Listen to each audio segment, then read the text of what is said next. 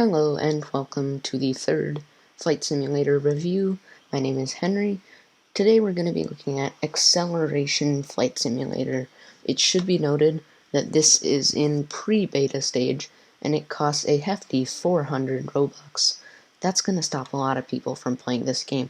However, it should be noted that it's not even in beta yet, so the price will go down and hopefully eventually be free to play, and this is more of an indie game, and I'm not sure I like that, and I'll explain more later.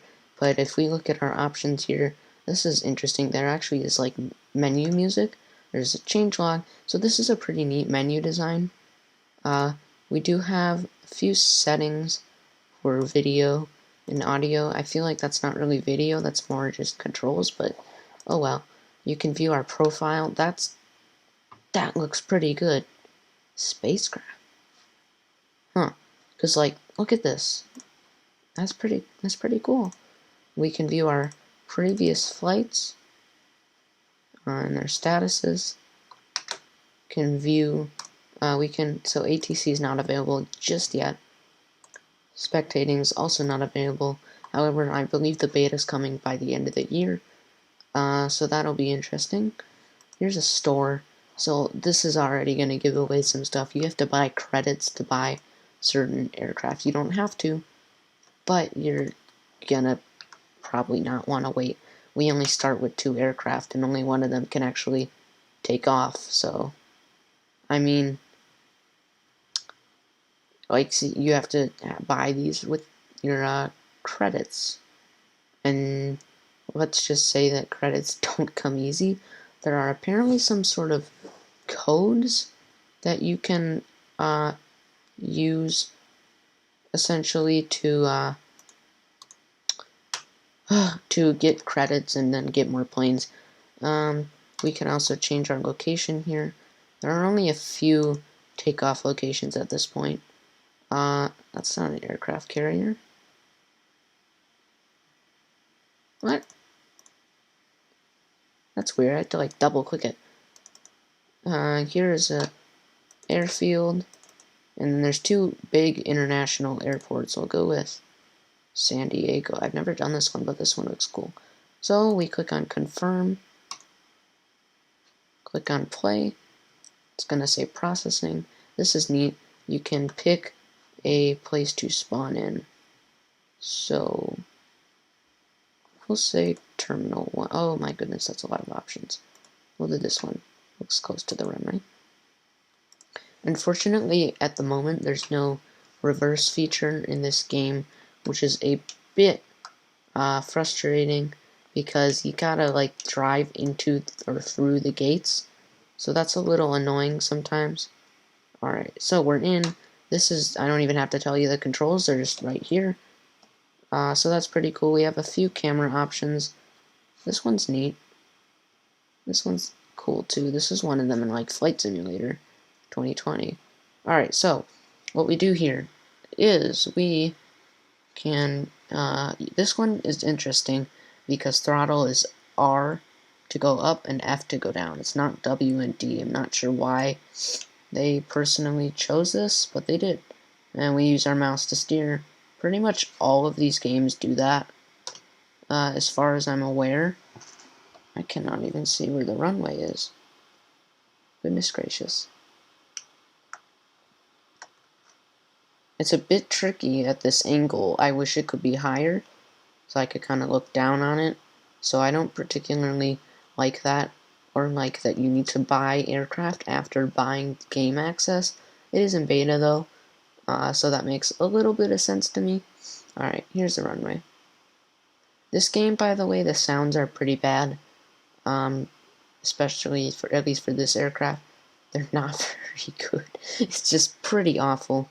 Definitely when turning on and off your engines. So that's a bit frustrating. Also, there's no designs, so it's pretty bland. Like, it's just white. So we can see here that the flaps do work. And we do have a nice interface up here. I'm not sure how I feel about the controls just kind of staying there, and I don't know all of what this is down here. This looks like there's also no way to trap your mouse, so if you go to do this, well, your aircraft sinks. This is neat. We can choose what chat we want. Okay, so I'm flying right now, and there is a nice like weather menu up there. So it's pretty basic. This one is relatively easy to fly. It is nice how the camera like shifts around. I think that adds a bit of realism. Like you wouldn't see that in Pilot Training Flight Simulator or anything. Let's slow her down. Oh dear. That's annoying. I don't like how it like blacks you out when you like are like nearing a crash. It's just, do you think that's gonna help like solve the problem? That's just gonna make you even less able to see. Alright, let's try and get this guy on the ground here. I don't want to stall it, but okay, that was not very good. Yeah, that was pretty bad. In real life, that would have just completely crashed. Okay, we're braking, we're braking, we're braking. We're on the ground. How was that? What? Apparently I was not on the ground. So we're gonna turn our engines off here. Double tap. That's similar in Flightline 2, you double tap E. Alright, so overall, this one's relatively short. There's not a lot to see yet. The graphics are pretty good, I would say. Like, the runway looks nice, and that hill looks more real than they do in PTFS. But I think they could do some work on, first of all, the aircraft should not, like, I don't like the style of the game where you have to unlock more aircraft. I wish they would just be included, especially if this game is going to cost money in final release. I also wish the sounds were better, there were designs, maybe more airports, because there's only 4. And this game has not been updated since July, so I'm wondering if the development team is like younger and is in school or something, so they can only do it over the summer. That would make sense. So maybe we'll see updates over winter break or something. Just a hunch. I know that's not like for sure. We can do this pause menu here, and we can end the flight like so. It does give us a little summary, which is kind of nice. Alright, so that's Acceleration Flight Simulator. I don't like it a whole lot at the moment.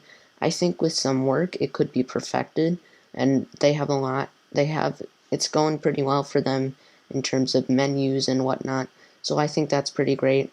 I like the video settings and whatnot, so that's cool. I think with some work this could be a lot better. At the moment though, I would not spend 400 Robux on it. Alright, see you in the next and final review of a flight simulator. I'll see you then.